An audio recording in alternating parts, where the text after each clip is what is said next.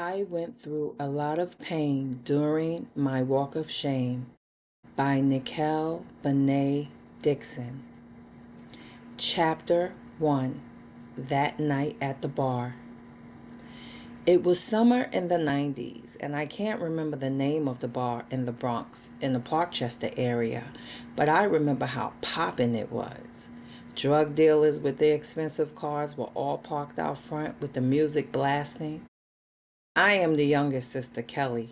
Sexy, happy, party girl, a non drinker, but hung out in bars or wherever the party scene was, also trying to pursue a music career. My oldest sister, Karen, was pretty conservative and did not take any shit. We took a cab from one side of the Bronx to the other. As the cab pulled up, I was fixing my shorts that I had made. They were very short, so I took some spandex sequin fabric, a needle and thread, and then I sewed it on the bottom of each leg. I was always different from everyone else and stood out like a sore thumb. My sister had on jeans and a cute top, but wore nothing revealing. This was my hangout, but everyone knew me and my sister from around the way, so it felt like family. But anyway, we went to sit at our favorite booth, and the music was always good. Then my sister's favorite song came on. It was You Remind Me. And my sister would scream out, "My sister can sing in this song.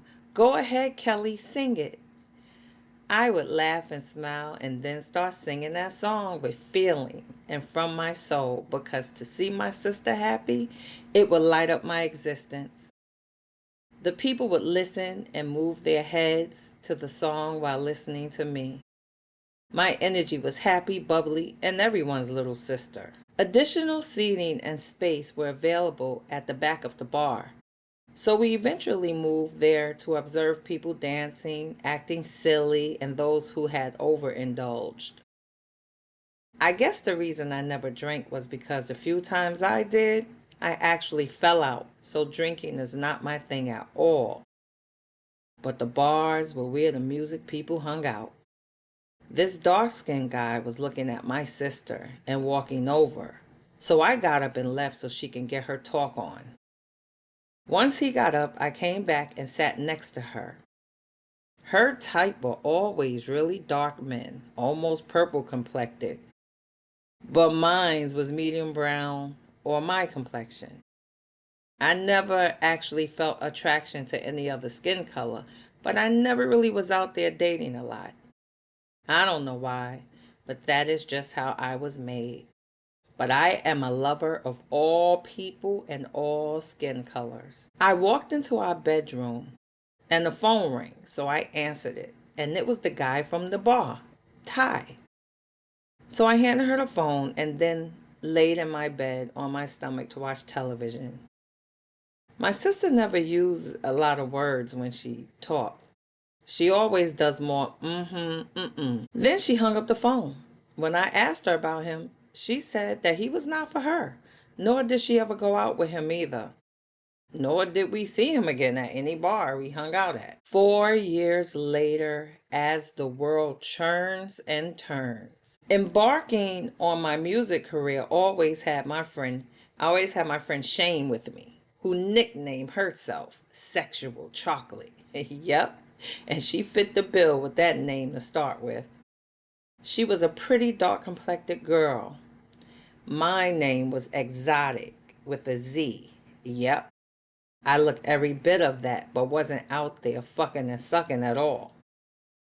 I always had the gift to ask and receive. So every time I hung out, I was only in the VIP section. And of course, I would bring my girl Shane with me after I taught her the rules with hanging out with me and not being starstruck because I never was. As a matter of fact, I never did research on stars. I just knew them. Anyway, I felt I was a star as well. One night, we went to this club in Manhattan and Shane met this guy in VIP. And the next thing I knew, she was leaving with him. So I understood that body language. I walked over to the guy and told him to take care of her. And I left with them and wrote his license plate on a business card I had. Then walked over to the passenger side where she was sitting, and I told her to be careful and call me when she got home. They pulled off, and I watched the truck until it disappeared. I thought to myself, how lame I must be because I just could not trust leaving with a stranger, or I was just moral about myself and my decisions. While standing hailing a cab, these guys parked, got out, and started walking towards me to go to the club. And one of them stopped and reached his hands out to me and said, "My name is Tyrone." I laughed and said, "Ah, from the song?" We both laughed. He seemed cool. He was with his cousin who was an aspiring rapper. We exchanged numbers. We started dating a little, hanging out. As far as sex went, all he wanted to do to me was go downtown, especially after I told him I never had that done to me before. One day, my beeper went off and I cut it off so I could charge it because it was going dead. So he called my house and my sister picked up and she said, "Oh, what's up?" I was just looking at her. Back then, we had no call ID. Then, after talking for a little, he asked to speak with me. I took the phone and then I asked my sister how she knew him. The both of them started telling me he was who she had met at the bar a couple of years ago. But nothing happened. They only spoke once or twice on the phone and that was it. So she gave me the green light. And anyway, she had a boyfriend. The next time we went out, he started confessing shit to me. He had a son, and the icing on the cake was that he told me that not only he was still with his baby mother, he was a Jehovah's Witness and still lived with his mother, and she was strict. My walk of shame was once he met my sister first, and I found out I should have cut it right there. Even if she said it was okay, because that is my sister. It was wrong. But you see how the world churns and turns?